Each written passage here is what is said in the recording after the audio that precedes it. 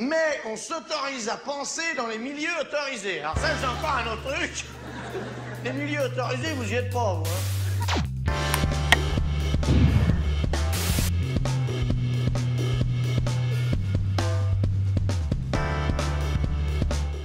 Défaire le racisme, affronter le fascisme. C'est le titre on ne peut plus clair du livre d'entretien publié aux éditions La Dispute par nos deux invités d'aujourd'hui, Omar Slaouti. Bonjour. Et Hugo Paglietta. Bonjour. C'est un livre de discussion avec trois interlocuteurs, Alexis Cuquier, Pauline Delage et Aurore Koechlin. C'est ça. Je vous présente rapidement l'un et l'autre quand même si vous n'êtes pas des inconnus pour les spectateurs du média.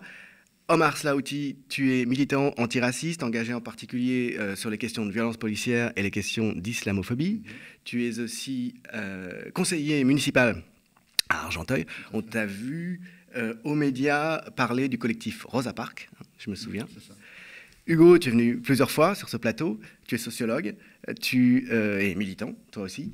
Tu t'occupes d'un blog d'ailleurs qui s'appelle Minuit dans le siècle, un podcast, pardon, pas un blog, un podcast antifasciste, tu sais, les vieux comme moi s'y retrouvent plus. Et tu diriges aussi, tu co-diriges la revue en ligne Contretemps.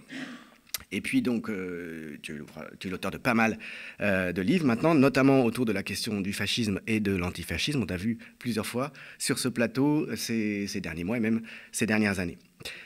Défaire le racisme, donc affronter le fascisme, le moins qu'on puisse dire, c'est que c'est une question d'actualité. Je pourrais multiplier les références à des éléments d'actualité récentes. Je pense en creux, par exemple, à cet assassinat de Federico Aramburu dans Paris il y a quelques semaines, parce qu'il défendait un homme noir face à une agression raciste. Silence de cathédrale dans les médias français, pas un mot des autorités à ma connaissance. On a un président de la République qui est allé consoler au téléphone un journaliste néofasciste lancé en politique parce qu'il avait été un petit peu molesté dans la rue et qui a fait savoir qu'il lui avait téléphoné. Mais en revanche, là, un homme est froidement assassiné par des fascistes pour avoir défendu un homme noir. Et il n'en est pas question. Il me semble que c'est un élément parmi beaucoup d'autres en creux qui peut évoquer, qui peut, disons, mettre en valeur à quel point aujourd'hui le racisme qui travaille la société française est entièrement tu, et ça fait évidemment partie du problème. C'est une question que vous abordez beaucoup dans le livre, cette question médiatique. Qu'est-ce qui est admissible dans les médias ou pas? Vous parlez notamment du moment important où Jean-Marie Le Pen est arrivé sur les plateaux en 1984 et rappelé au passage que 2 ans avant, une lettre du président François Mitterrand à Antenne 2 avait demandé à ce qu'il soit reçu. Parce qu'à cette époque-là, on ne laissait pas la parole aux gens comme ça. Il y avait des choses qu'on n'admettait pas et qu'on ne laissait pas dire. Mais reprenons depuis le début peut-être et parlons justement de cette question, puisque c'est l'un des éléments que vous abordez dans ce livre, cette question de l'hégémonie idéologique. L'objet de ce livre d'entretien, c'est de reprendre un certain nombre de concepts, d'éléments de vocabulaire, de situations qui sont derrière, et de les clarifier. Évidemment, il y a une crise d'hégémonie, mais pour autant, ça n'explique pas la montée du racisme. Il faut bien comprendre que le racisme dont il est question est un racisme éminemment structurel qui prend sa source sur 4 siècles et demi d'esclavagisme, de colonialisme. La matrice est bien à cet endroit-là. Et ça structure de part en part la société.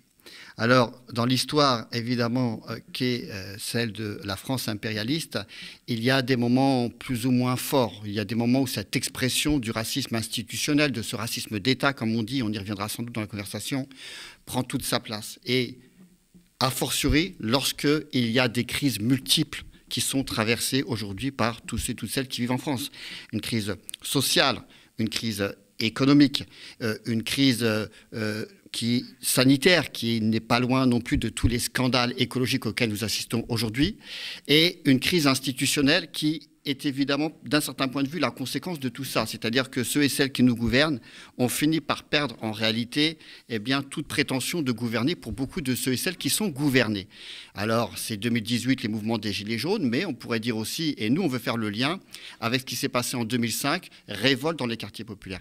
Il nous intéresse ici de voir comment, au détour de ces crises multiples, quelles sont à la fois les réactions du gouvernement que nous avons en place, qui perd pied, totalement, c'est-à-dire que ça se traduit entre autres par une augmentation, une accélération de l'autoritarisme d'État, c'est un des éléments très forts, dans un contexte d'aggravation du néolibéralisme, c'est-à-dire de creusement des inégalités sociales, et pour que tout ça puisse faire ciment social auprès de ceux et celles qui sont censés voter pour eux, eh bien montrer du doigt certaines catégories de la population. Aujourd'hui les musulmans, les musulmanes, mais on n'oublie pas les tziganes, par exemple, qui sont franchement pour nous les premières victimes de ce racisme d'État, s'il fallait mettre dans la hiérarchie raciale où se situent les uns les autres, sans aucun doute que les catégories, ce sont des catégories politiques, on s'entend bien, celles qui renvoient aux tziganes, aux gens du voyage, sont situées tout en bas. Eh bien, dans ce contexte-là, c'est l'attitude qu'a le gouvernement, mais en face, il y a aussi des résistances. Et donc, on est dans une sorte de possible qui peuvent nous mener évidemment vers des chemins beaucoup plus beaux, beaucoup plus jolis que ceux à quoi on assiste aujourd'hui, avec des perspectives de révolte, de résistance.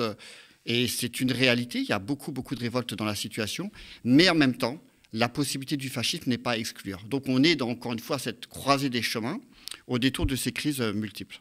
C'est-à-dire que le racisme, il permet de construire une cinquième colonne, un ennemi à l'intérieur, finalement, qui est très fonctionnel au maintien de l'ordre, qui est une ressource de maintien de l'ordre, dans une situation où, c'est ce que tu disais, le consentement est de plus en plus difficile à obtenir de la part des populations aux politiques qui sont mises en œuvre.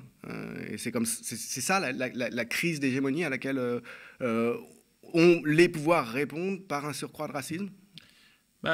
Effectivement, la crise d'hégémonie ne permet pas de comprendre la prégnance du racisme en France, son caractère structurel, systémique, la contribution de l'État à son maintien, à son emprise, etc. Mais par contre, il permet de comprendre l'intensification du racisme que l'on mesure en fait à travers près de 20 ans de lois, de décrets, de circulaires ciblant les exilés, les migrants, ce qu'on appelle les migrants et les migrantes, les musulmans et les musulmanes, les Roms, etc. C'est-à-dire que il y a à la fois voilà, cette prégnance historiquement constituée au fil des siècles et qui explique que cette arme du racisme, de la xénophobie, de la homophobie, de la négrophobie, etc., est immédiatement disponible pour la classe politique, pour les gouvernements, et efficace d'une certaine manière, parce que sinon on ne comprendrait rien au fait que l'extrême droite est à, je ne sais pas, quasiment 35%, en tout cas annoncé au premier tour, que la droite extrême et raciste de Pécresse, si on met tout ça bout à bout, de fait, les racistes en politique et ceux qui défendent explicitement des politiques racistes sont très, très puissants. Donc ça montre qu'il y a une efficacité de cette arme du racisme dans le champ politique, malgré tout. Et cette efficacité ne s'explique pas, à mon sens, si on ne mesure pas la profondeur de l'ancrage raciste dans la société française. Effectivement, le fait que ça structure de part en part cette société. Et donc, les gouvernements, et ça ne tient pas à la personne de Macron. Tous les gouvernements depuis au moins 20 ans, si ce n'est en fait 40 ans, on pourrait revenir d'ailleurs un peu plus en arrière sur notamment l'islamophobie et la manière dont elle s'est structurée au début des années 80 notamment, et tout le discours s'est formé notamment à partir de ce moment-là, le discours islamophobe que l'on connaît aujourd'hui. Bon, mais voilà, c'est tous les gouvernements successifs. Donc peu importe la personnalité au pouvoir, que ce soit Sarkozy, Hollande, Macron, c'est des personnalités très différentes qui viennent d'ancrages partisans différents, mais ils ont tous mené des politiques convergentes sur ce plan-là, qui sont des politiques notamment anti-migratoires, islamophobes, etc. Bon. C'est-à-dire qu'il y a un fond qui est là depuis très longtemps, structurel, que vous évoquez tous les deux, et qui est mobilisable, qui peut constituer une ressource de gouvernement quand on en a besoin, et on en a particulièrement besoin depuis le début des années 80. Peut-être qu'on peut revenir là-dessus, puisque c'est un des éléments, et c'est tout l'objet de votre livre, d'aborder les unes après les autres toutes les questions constitutives de la question racialiste et raciste. Tu dis, je crois, c'est toi dans la conversation, Hugo, tu rappelles, mais ce n'est pas forcément évident pour tout le monde, que le racisme est consubstantiel à l'essor du capitalisme et à son développement historique. C'est un passage très synthétique, mais globalement, ce livre est constitué de petites synthèses extrêmement efficaces, très utiles, je trouve, pour avoir les idées claires. C'est un petit passage très synthétique là-dessus. C'est une vraie question sur laquelle tout le monde est pas d'accord, même les militants. Est-ce que le racisme est consubstantiel au développement du capitalisme ? Est-ce qu'on peut imaginer ce développement-là, donc d'un certain mode de production, d'un certain type de rapport entre possession des moyens de production et travail ? Est-ce qu'on peut l'imaginer en dehors du développement de formes de racisme ? Et tu montres assez bien que ce n'est pas le cas. Est-ce qu'on peut peut-être revenir là-dessus en quelques mots ? Alors, il y a plusieurs éléments, mais il y a des éléments historiques sur notamment le rôle joué par l'esclavage et ce qu'on appelle le commerce triangulaire dans l'émergence du capitalisme et notamment de rapports de production capitaliste dans les pays du Nord global, la France, l'Angleterre notamment, et le rôle que ça joue par ailleurs aux États-Unis. On pourrait encore dire que ça c'est circonstanciel. Et tu montres que bon, ça s'est fait comme ça. Oui, l'accumulation a été accélérée comme ça. Mais tu parles d'une différenciation quand même au sein des populations qui est nécessaire à l'établissement. Voilà, il y a un élément effectivement qui est discuté par des historiens autour des origines du capitalisme. Est-ce qu'on peut imaginer l'émergence du capitalisme sans cet élément-là? Bon, voilà, il y a des thèses divergentes sur ce plan, y compris entre historiens marxistes, etc. Mais effectivement, il y a la question historique, il y a la question de la fonction que remplit continuellement le racisme dans le fonctionnement de la société capitaliste, de distribution de la main-d'œuvre dans les différents secteurs, de surexploitation de franges entières du prolétariat, de la classe travailleuse, par exemple les travailleurs dits sans-papiers, de division, évidemment, division matérielle dans les lieux de travail, sur les entreprises, avec différents statuts d'emploi qui souvent recoupent en partie des statuts raciaux dans les sociétés du Nord global, de division aussi politique. Bon, de fait, un des grands obstacles à la force, en quelque sorte, potentielle de la classe travailleuse, qui est largement majoritaire numériquement en France, c'est la division raciale, en réalité. Quelque chose que Marx avait vu en Angleterre au milieu du 19e siècle, quand il parlait de la question irlandaise. Et il disait, tant que la question irlandaise, et notamment, du coup, l'indépendance de l'Irlande ne sera pas résolue, la classe ouvrière britannique sera en incapacité de partir, en quelque sorte, à la conquête du socialisme. Et il dit même qu'il a révisé sa position sur cette question, qu'au départ, il pensait que la solution était du côté de la classe ouvrière britannique d'une certaine manière et de son combat, on va dire, face aux employeurs, face aux patrons. Et en fait, il donne la priorité, il le dit dans une lettre à Engels, en réalité à la lutte de fait anticoloniale et antiraciste menée par les Irlandais dans ce contexte-là. Donc voilà, il faut, je crois, bien mesurer effectivement le caractère central, constitutif effectivement du racisme dans le capitalisme, ce qui fait qu'on peut, c'est notamment un marxiste noir américain qui utilise cette expression de capitalisme racial, pour dire à quel point le racisme est constitutif du capitalisme tel qu'il s'est historiquement constitué. On peut toujours imaginer un capitalisme qui se serait constitué différemment. Disons, il s'est constitué comme ça, et de fait, ça a marqué tout son développement et la manière dont il fonctionne encore aujourd'hui de manière ordinaire et systémique. Marx a cette formule, un peuple qui en opprime un autre ne saurait être libre. Et je pensais effectivement à la distribution inégalitaire, absolument inégalitaire, des fonctions, des conditions, des dignités qu'implique le mode de production capitaliste. Pour faire tenir ça, il faut nécessairement des processus par lesquels on va reléguer des morceaux de la population, justifier éventuellement leur écrasement, ou en tout cas aux yeux des dominants, la situation de ces gens qui ne sont pas comme nous, donc c'est pas très grave qu'il leur soit fait. Ça casse l'empathie aussi, tout simplement. Le racisme, ça déshumanise. Et voilà, je pensais à cet aspect-là. Donc, à côté de cette question structurelle, à côté de cette question historique, cette fois-ci, effectivement, de l'impérialisme, des processus d'accumulation et d'un cas français en particulier sur lequel vous revenez aussi, du capitalisme français, qui, peut-être plus que les autres, très tôt est un capitalisme rentier. Un capitalisme qui tire ses revenus de l'exploitation rentière, notamment des colonies, des ressources coloniales. Il y a ce lien fondamental. Maintenant, la crise d'hégémonie actuelle oblige à un recours intensifié, disons, au racisme pour répondre de la part du pouvoir d'État à des contestations qui peuvent être dangereuses. Je ne sais pas si on peut partir de là pour en arriver justement à cette situation actuelle qui est le fruit d'une série d'évolutions, notamment législatives, toujours dans le mauvais sens. Ces 20 dernières années. Il y en a une que vous rappelez notamment au passage, et que personnellement j'avais oublié, celle autour du contrôle au faciès.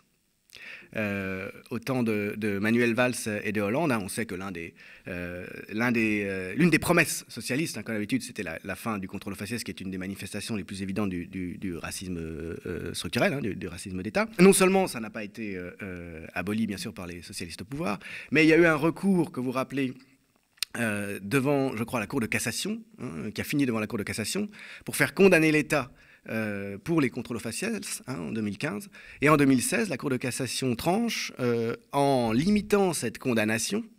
Elle fait mine de l'entériner, mais elle crée une exception où tout réside, en fait. Et elle dit, sauf, donc ça n'est pas admissible, le contrôle aux faciès, en fonction de l'apparence du citoyen, sauf si on se trouve dans une portion du territoire qui est notoirement concernée par la délinquance de manière particulièrement intense.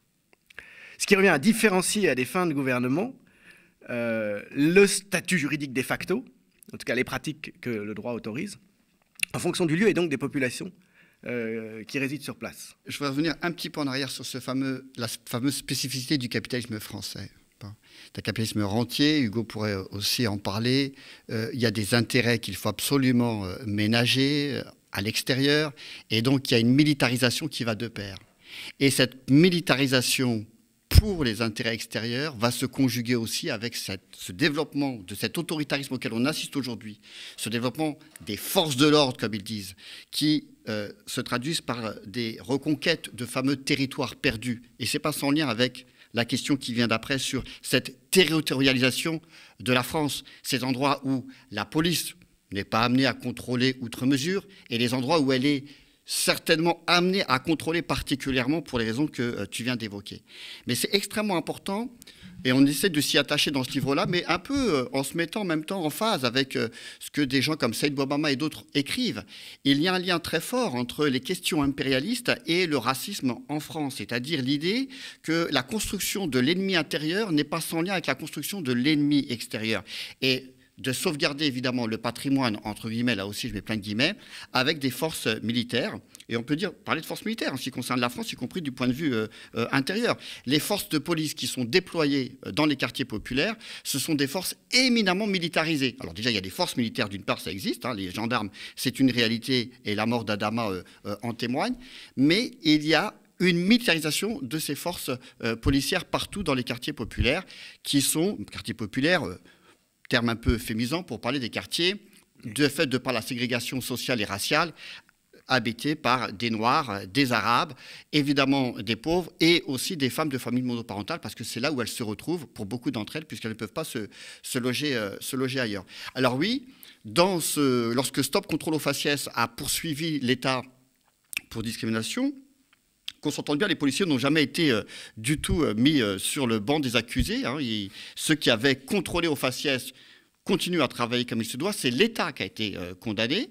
En 2015, il y a eu un appel de la part de Valls à l'époque. Et en 2016, le juge de cassation confirme la condamnation, mais il ajoute que tu signifies à juste titre que, ceci étant, il est tout à fait raisonnable de contrôler là où on estime qu'il puisse y avoir potentiellement plus de délinquance. Et donc, de fait, on légitime le contrôle aux faciès. Avec en plus quelque chose qui est assez pervers du point de vue de la spirale négative dans laquelle nous sommes embarqués, puisqu'on va plus contrôler les Noirs et les Arabes, de fait, on va retrouver plus de délits chez ces populations-là qu'ailleurs.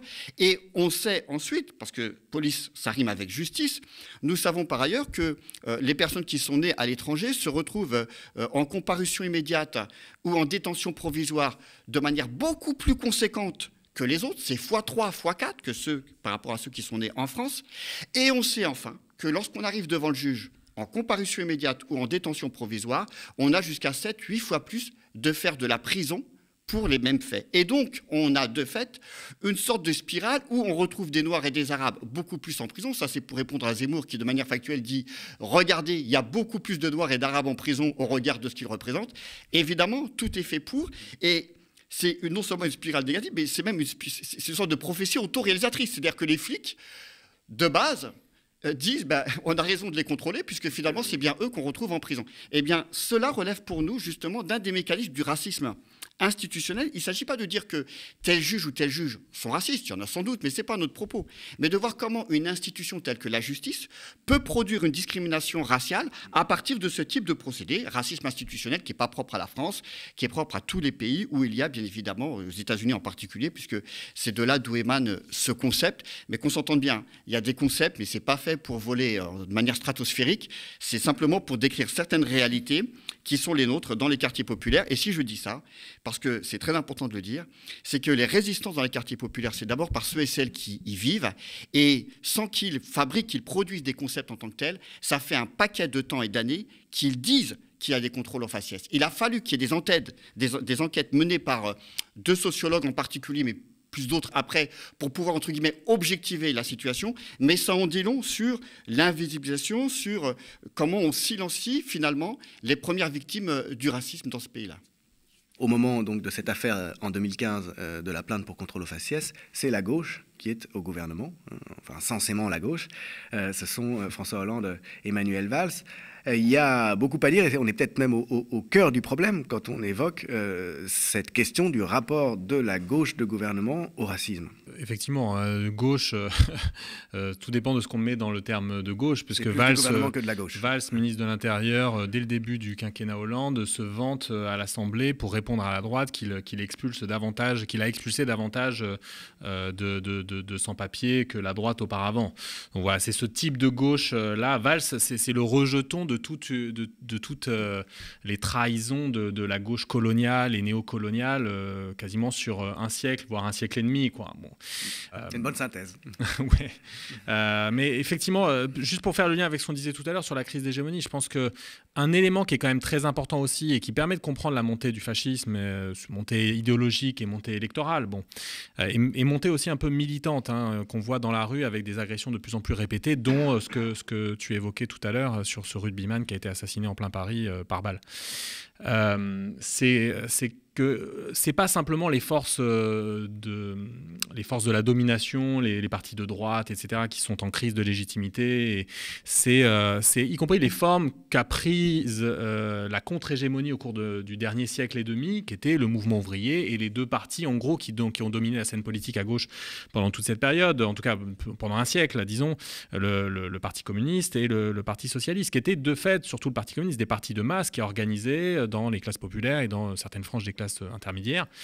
C'est un élément aussi du vide d'hégémonie, du vide de croyance, du vide de légitimité qu'il y a dans la société française et qui prête à tous les confusionnismes, etc., dont on parle beaucoup. Mais pour comprendre ça, il faut bien comprendre cet élément-là. Et après, il faut différencier. Il y a, je dirais, les trahisons de la social-démocratie et de ses alliés, aussi bien dans les expériences gouvernementales des années 80 que sous Jospin entre 1997 et 2002, et encore davantage, en ayant été encore plus loin sous Hollande. Donc, il y a cet élément-là. Il y a la gauche radicale qui n'est pas parvenue à véritablement faire émerger une alternative politique, même si effectivement il y a la présence entre 2017 et là 2022 de Jean-Luc Mélenchon à un niveau élevé qui a supplanté électoralement le centre-gauche, et c'est un élément malgré tout intéressant, évidemment. Il y a les défaites, même s'il y a eu quelques victoires, mais globalement les défaites du mouvement social, notamment du mouvement syndical.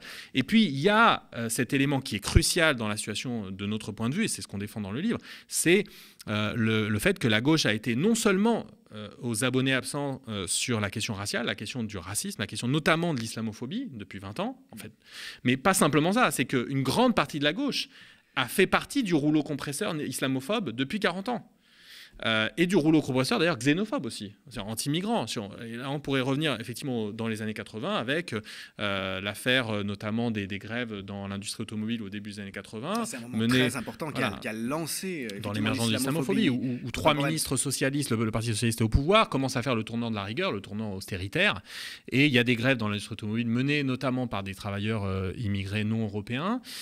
Et il y a 3 ministres socialistes, Mauroy, Defferre et Auroux, des ministres importants, qui tiennent des discours profondément islamophobes, xénophobes, on y revient dans le livre. Donc il y a cet élément-là. Et au même moment, le PC tient, à la fois mène des politiques racistes dans plusieurs villes qu'il dirige, et tient des discours racistes, xénophobes, anti-migrants à travers Georges Marchais, le principal dirigeant du Parti communiste. Une lettre de Georges Marchais au recteur de la mosquée de Paris en juin 81 qui est absolument effarante. Et qui est citée très régulièrement par l'extrême droite. Et ils ont raison, de leur point de vue, c'est très opportun pour eux de dire « nous ne faisons que dire ce que disait Georges Marchais il y a 40 ans ». Il dit la présence... En plus, il s'adresse au recteur de la mosquée de Paris pour dire la présence de 4,5 millions de travailleurs immigrés pose aujourd'hui de graves problèmes en France. Donc c'est effectivement...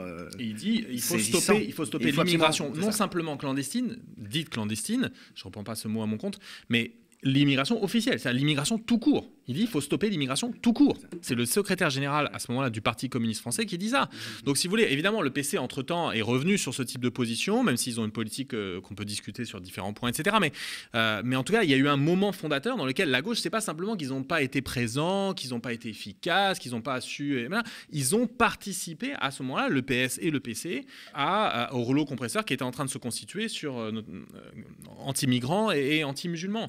Voilà. Et alors, cet état de fait, dont la gauche est très largement responsable, on le voit, et très tôt, c'est ce qui explique qu'une manifestation comme celle qui a eu lieu le 10 novembre 2019, et qui est une victoire, à mon sens, qui est parmi les peu nombreuses victoires dont on peut faire état de ces 20 dernières années, cette manifestation contre l'islamophobie qui donne un nom à ce contre quoi il faut lutter, qui réunit dans la rue les premiers concernés et la gauche, en tout cas une bonne partie de la gauche, qui assume ce combat, qui assume d'être aux côtés des concernés. Ça a déclenché une espèce de fureur médiatique et politique régulièrement. Il est reproché à ceux qui ont participé à cette manifestation à gauche, et notamment à l'Union populaire et à la France insoumise, d'y avoir participé vraiment comme un élément évident, quoi. C'est quelque chose d'absolument inadmissible, alors que c'est une manifestation qui est au contraire profondément dans son objet, dans la tradition, disons, de la gauche, de la vraie gauche. Peut-être qu'on peut revenir un peu là-dessus. La tradition, je ne sais pas, parce que même là-dessus, il y a encore des questions. On est quelques-unes à penser que dans le CV de la gauche, la dimension colonialiste et raciste en fait partie prenante. Bon. Et donc ça ne nous étonne pas en effet qu'en 83, pour reprendre cet exemple-là, mais qui est selon Abdelali Hajat et Marwan Mohamed, l'acte inaugural de l'islamophobie en France post-colonialisme, où des ouvriers sont en grève sur de revendications évidemment ouvrières et s'y raccrochent évidemment un ensemble de revendications qui relèvent de la dignité liées au fait que quand on est musulman, on aimerait avoir des horaires aménagés pour la prière, etc., des salles de prière, bon, des choses qui existaient par ailleurs, il n'y avait strictement aucun problème.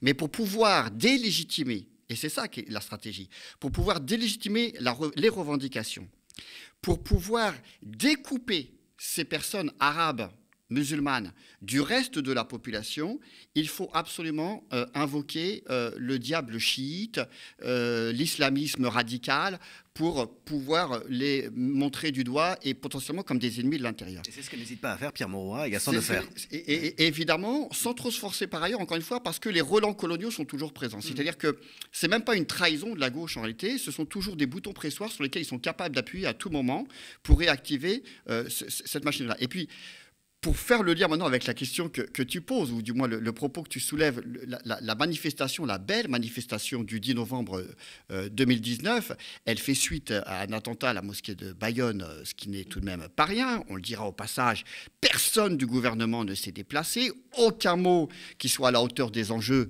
contrairement aux autres. Et nous, on n'est pas dans la concurrence victimaire, simplement, on regarde de manière factuelle que le traitement à la fois médiatique, mais surtout ce qui nous intéresse ici, politique, n'est pas le même. Et de fait, ça relève pour nous de l'islamophobie d'État, et les personnalités de gauche, les partis même qui se sont retrouvés le 10 novembre 2019, nous ont rejoints. C'est très important de le dire comme ça. On n'a pas co-construit cette mobilisation.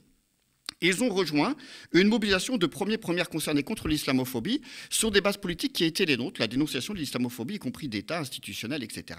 Et donc, évidemment, ça a été un grand moment. Un grand moment politique, mais j'ai envie de dire qu'un mot qui peut-être n'est pas très bien compris, on essaye d'y travailler un petit peu dans le bouquin, en tout cas moi beaucoup, c'est la question de la dignité. Ça a été un grand moment de dignité parce qu'on s'est retrouvé dans une sorte d'entre-soi, de victime du racisme structurel, qui est absolument nécessaire dans ces périodes-là. Alors la dignité, qu'on s'entende bien, c'est pas un objectif en soi, mais c'est un moyen extrêmement fort pour pouvoir mener les luttes ensuite en autonomie, construire son calendrier d'action, et puis faire en sorte que, pour passer de l'égalité, j'ai envie de dire, de droit à l'égalité effective. C'est extrêmement important, parce que de fait, faut pas se raconter l'histoire, comme dirait un certain camarade, ça fait un certain nombre d'années maintenant qu'on en est à la 2e, 3e, 4e génération de personnes qui sont, comme on dit, issus de l'immigration. Le terme n'est pas joli du tout. Ils sont français de chez français. Mais de fait, l'égalité effective n'est pas au rendez-vous, alors que sur les papiers, il devrait l'être. Pécresse a raison. Nous sommes des Français de papier de ce point de vue-là, dans le sens où il n'y a strictement rien qui se rattache du point de vue du droit effectif par rapport aux autres. Il y a encore des discriminations. Quand je dis ça, c'est un peu par provocation, mais qu'on s'entende bien. Cette idée de français de papier signifie qu'on n'est pas français comme les autres, qu'on est encore français de manière différente. Et donc, ce moment de dignité, ces moments de dignité, d'autonomie sont des passages nécessaires pour passer de l'égalité de droit à l'égalité effective. Et le 10 novembre 2019, ça a juste été un grand moment magnifique pour les résistances. Et pour faire le lien avec la question du fascisme, tu le disais Hugo dans le livre, et je le partage, et je disais autrement, différemment, ça fait partie de la dimension antifasciste. Parce que dans le logiciel de la fascisation aujourd'hui, la question de la race est centrale, évidemment. La question de l'islamophobie l'est tout autant. Et de fait, toute forme d'opposition, de résistance à la racialisation de la société, eh bien, fait partie de fait intégrante de l'antifascisme. Et c'est tout le travail qu'on a essayé de faire, d'articuler la lutte contre le racisme et la lutte contre le fascisme au détour de cet ouvrage. Ouais, c'est pas une manière d'annexer des mobilisations en disant en fait c'est des manifestations antifascistes, même si les gens s'y reconnaissent pas nécessairement dans ce terme d'antifascisme, c'est de dire l'antifascisme réel, tel qu'il se déploie réellement, concrètement dans la situation et tel qu'il s'oppose à ce rouleau compresseur de fascisation de l'État, de tout un secteur de la classe dominante, des élites politiques, médiatiques, l'antifascisme réel, c'est aussi ça. C'est aussi les mobilisations contre l'islamophobie menées par les premières concernés, avec le soutien plus ou moins fort de la gauche sociale et politique. C'est aussi, d'ailleurs, on le mentionne, les mobilisations de l'été 2020 contre le racisme d'État et les violences policières. Ce sont d'une certaine manière des mobilisations contre le fascisme. D'ailleurs, les fascistes ne s'y trompent pas.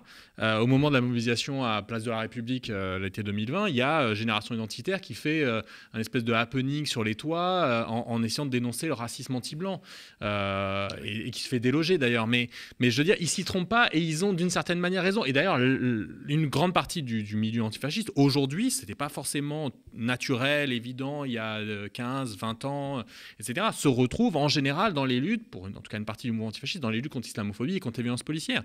S'y retrouve de manière assez active. Peut-être pas assez, peut-être ça, on peut discuter, hein, mais là, notamment il y a des choses qui se sont débloquées d'ailleurs chez les nouvelles générations militantes qui se tournent vers l'antifascisme dans leur rapport à la question raciale.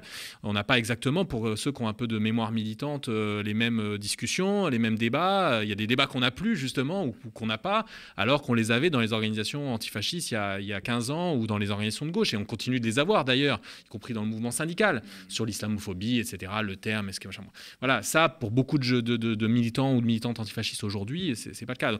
Voilà, donc la connexion, elle se fait, à mon avis, mais elle se fait pas simplement dans le livre entre l'antiracisme et l'antifascisme. Elle se fait de façon peut-être trop embryonnaire, pas encore assez puissante, etc. Mais elle se fait dans la réalité, dans le mouvement réel. Ça renvoie à ce lien structurel de fait entre fascisation et expression, développement du racisme. Oui, alors il y a une phrase que je cite ces derniers temps de l'écrivaine, une phrase, en tout cas un texte de Toni Morrison, dans lequel, un texte très court, hein, où elle évoque les rapports entre racisme et fascisme. Alors évidemment, dans le contexte états-unien, c'est des choses qu'on retrouve y compris sous la plume d'Angela Davis, du Black Panther Party, qui a aussi développé sa propre rhétorique antifasciste et ses propres rassemblements antifascistes à la fin des années 60, etc. Donc c'est quelque chose d'assez en réalité central dans la pensée afro-américaine, la pensée politique afro-américaine. Mais il y a l'idée que le premier mécanisme du fascisme par lequel il monte, par lequel il s'enquise, par lequel il se développe, c'est cette mécanique de production de l'ennemi intérieur. Dans le contexte états-unien, évidemment, l'ennemi intérieur, depuis plusieurs siècles, c'est les Noirs et les mouvements noirs en particulier, qui ont été décimés par l'État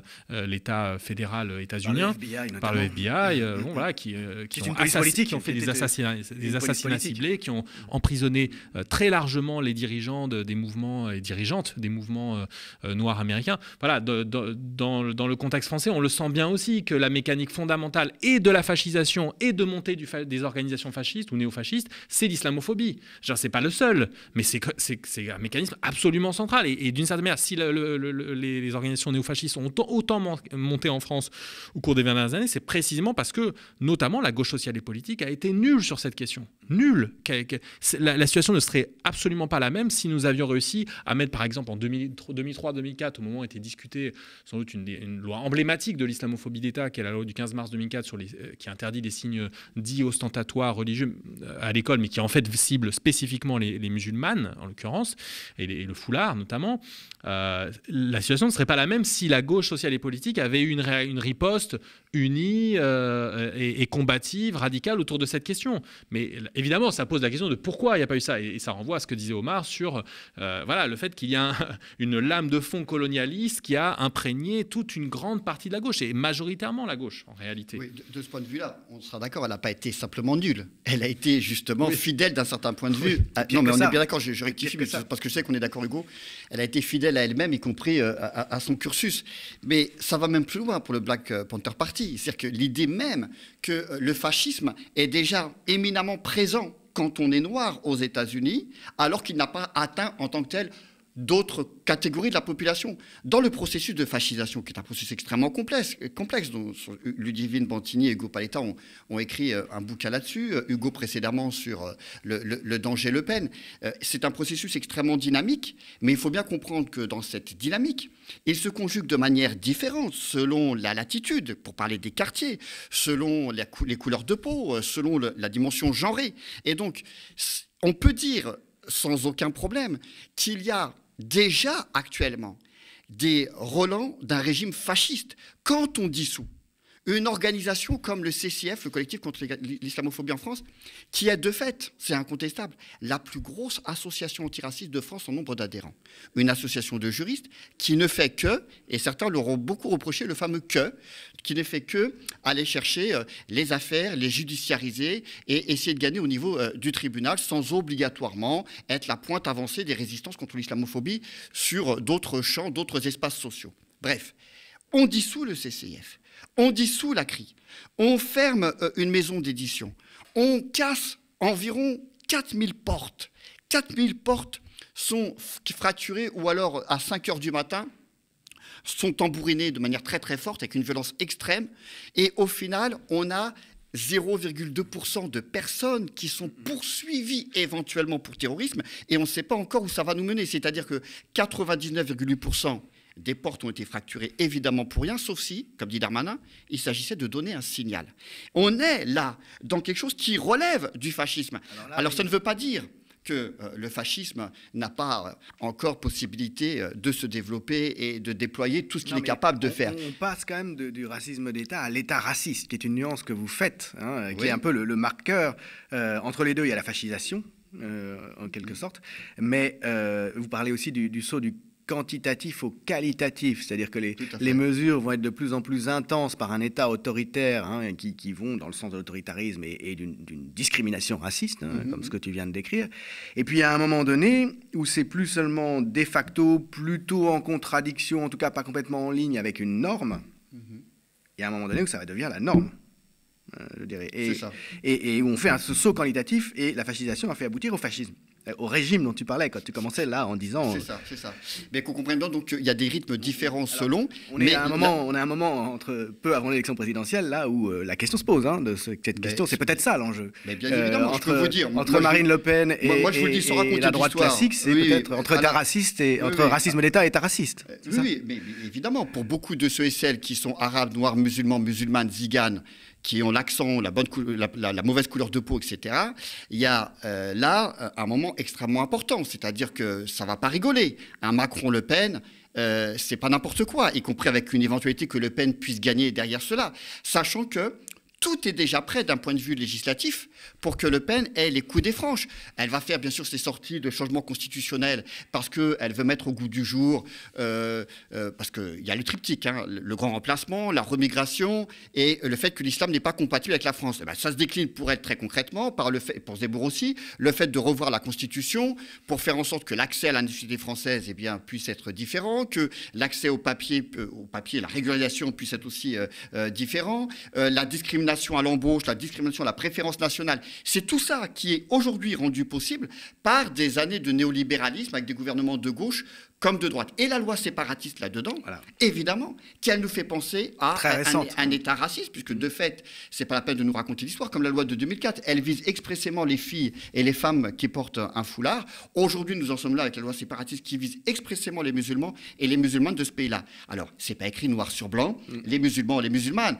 Il y a évidemment beaucoup plus de finesse que cela, on n'en est pas encore là, mais ceci dit, dans les faits, c'est ce à quoi on assiste aujourd'hui. Alors, l'issue de l'élection présidentielle qui approche, elle va peut-être répondre à cette alternative, finalement, entre, d'un côté, racisme d'État qui se prolonge, qui se développe encore peut-être au besoin, ou carrément État raciste, saut qualitatif. On peut aussi imaginer un meilleur scénario. En tout cas, ça va déterminer, dans une certaine mesure, les conditions des mouvements de résistance dont vous parlez abondamment en faisant fond sur ce qui s'est passé ces dernières années dans le livre. Oui, alors effectivement, mais dans tous les cas, ce qui est certain, c'est qu'en termes de résistance antifasciste, il y aura la nécessité d'articuler la lutte contre tous les éléments et processus de fascisation qui, si Macron est élu, vont continuer à s'opérer parce que tous les éléments qu'on a évoqués seront encore là et les mêmes causes produisant les mêmes effets. On aura d'autres lois islamophobes, on aura une radicalisation très certainement xénophobe, anti-migrants, etc. Donc il faudra être présent sur ce terrain de lutte pour les antifascistes, évidemment pour les antiracistes et idéalement pour l'ensemble de la gauche sociale et politique. Et il y aura évidemment, et il y a toujours dans l'antifascisme, la nécessité de lutter pied à pied sur tous les terrains, je dirais à la fois dans le combat politico-culturel, comme dirait Gramsci, jusqu'au combat plus social dans les entreprises par exemple, ou le combat à proprement parler politique, y compris sur la scène électorale, hein, mais le combat contre les organisations néofascistes, que ce soit d'ailleurs le RN et Reconquête, parce que d'une certaine manière, Reconquête va sans doute nous poser des problèmes relativement nouveaux, en tout cas on va voir, hein, mais le FN était une organisation qui était devenue très peu militante, qui n'a jamais été énormément, mais notamment sans doute parce que Ralph Fron a fait le boulot dans les années 90 pour les empêcher de se développer comme organisation militante. La situation aurait sans doute été bien pire si Ralph Fron n'avait pas fait ce travail dans les années 90 de leur refuser le terrain, de refuser leur banalisation, de les empêcher de tenir tranquillement leurs rassemblements, leurs manifestations, leurs meetings, etc. Mais en tout cas, voilà, Reconquête cherche à se construire manifestement davantage sur le terrain. Ils ont recruté des cadres, notamment du RN et de la droite. Et manifestement, ils mènent une campagne plus militante que le RN. Et dans la période qui vient, ça va jouer. La loi séparatiste, quand il a fallu mobiliser contre elle, notamment avec l'article 36, qui a ressuscité l'article 24 de la loi sécurité globale, qui interdisait de filmer la police. Bon. Sur la loi sécurité globale, il y avait tout le monde dans la rue et c'était heureux. Il y avait un front très très large de lutte et il fallait ce front-là. Il a été impossible de reconstruire contre la loi séparatiste, encore une fois, y compris quand on réinjectait un article de loi largement problématique, notamment qui permet aux jeunes et aux moins jeunes des quartiers populaires de filmer la police. Alors, ceci dit, il y a des belles expériences politiques sur ces dernières années. Lorsque le comité Adama avec des secteurs ouvriers, cheminots et des secteurs des Gilets jaunes se retrouvent pour manifester ensemble, c'est sans aucun doute une façon de construire nos résistances antiracistes et antifascistes de demain. C'est-à-dire l'idée de rasseoir la question sociale au centre du débat et en même temps, au centre, parce qu'il peut y avoir plusieurs centres, il n'y a aucun problème pour nous, déracialiser l'ensemble des autres questions. C'est-à-dire dire, en gros, très clairement, que ce ne sont pas les Noirs, les Arabes, les musulmans qui posent problème dans cette société-là. Et tenir les deux bouts nous semble extrêmement important. La bonne nouvelle, c'est que depuis quelques semaines, et c'est heureux, la question sociale, de fait, s'est invitée dans le débat des présidentielles. Donc, ça ouvre évidemment des perspectives de ce point de vue-là. Et qu'on s'entende bien aussi, parce que ça aussi, c'est une bonne nouvelle. Il y a évidemment des césures profondes entre le fait d'être un manifestante, gilet jaune, rond-point, et une personne qui habite les quartiers populaires où il y a une ségrégation raciale extrêmement poussée. Bon.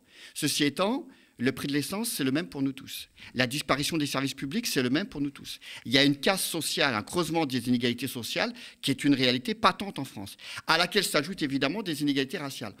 Tout le travail, sans doute, des militants et militantes antiracistes et antifascistes, c'est d'articuler l'ensemble de ces fronts de lutte, de pouvoir faire sens. Et il se trouve qu'il y a un appel qui vient de sortir qui s'appelle « On s'en mêle ». Alors on s'en mêle en plusieurs mots, hein, pas on s'en mêle des pédales, hein, on se mêle des présidentielles, se mêle des présidentielles, qui émanent de militants, militantes qui ont une réelle légitimité parce qu'inscrits dans les mouvements de résistance, justement, pour le droit commun d'ailleurs la plupart du temps, hein, mais aussi avec des spécificités de type quartier populaire, qui ont lancé à cet appel en appelant, dans le contexte actuel de racisme exacerbé, de creusement des inégalités sociales telles qu'on le connaît, eh bien d'appeler à voter pour Mélenchon, mais attention, en toute indépendance, sans donner un blanc-seing au personnage, à l'Union populaire ou à la France insoumise. Et surtout, c'est ça le plus important, d'être partie prenante de la recomposition de la gauche après les élections. C'est-à-dire que ceux et celles qu'on invisibilise, qu'on silencie, qu'on exclut même, d'un certain point de vue, des luttes du mouvement ouvrier du point de vue de la mémoire, c'est-à-dire que ça n'existe quasiment pas, et on en parle un petit peu dans ce bouquin-là, eh bien, c'est pas se réinviter dans le débat, mais c'est par effraction, voilà, rentrer par la fenêtre pour faire en sorte que les quartiers populaires soient dans le débat de la recomposition politique de la gauche. Parce qu'il n'y aura pas de gauche, telle que nous on l'entend, s'il n'y a pas la question raciale, et entre autres, avec l'ensemble des questions sociales qui y sont abordées. Question raciale, évidemment, lutte contre l'islamophobie, lutte contre les violences policières, mais aussi lutte contre tous les impérialismes français, ici et ailleurs, ces bombardements au Yémen avec des armes françaises par l'Arabie Saoudite, cette politique à l'endroit d'Israël qui permet sans aucun problème d'annexer plus que des territoires, mais de coloniser toute une population depuis que la Palestine existe, et dans un silence juste assourdissant. Et on le dit aussi parce que c'est pas rien. Ce racisme d'État, s'il fallait parler d'un racisme d'État flagrant, c'est le sort qui est fait aux migrants et migrantes. En coupant la route des Balkans en 2015, c'est des milliers, c'est 3 fois plus de migrants et migrantes qui sont morts en mer Méditerranée, sans compter ceux et celles qu'on a rejetés dans ces frontières extérieures de Schengen, qu'on a délocalisées en Libye, en Turquie ou ailleurs, où il y a des viols, où il y a de l'esclavagisme, etc., etc. Eh bien, c'est toutes ces questions-là qu'on veut mettre dans l'agenda d'une recomposition politique de gauche, et c'est très simple. Si ça n'existe pas, il n'y aura pas de gauche, du moins il y aura une gauche qui ressemblera à celle de Anne Hidalgo, c'est-à-dire finalement à pas grand-chose. Et de ce point de vue, c'est heureux que ça se casse la gueule du point de vue de la social-démocratie telle qu'elle existe jusqu'à maintenant. Mais ça crée des espaces qui ne peuvent pas être réduits uniquement à ce qui existe autour de Mélenchon. Ça doit être largement au-delà, et c'est ce à quoi travaille entre autres ce collectif On s'en mêle. C'est un choix stratégique, donc, pour défaire le racisme, affronter le fascisme. Je reprends le titre de ce livre. Donc, merci à vous, Hugo Payetta, Omar Slaouti, d'être venus présenter ce livre de conversation que je recommande chaudement parce qu'il met les idées au clair et il donne des armes. Merci à toi.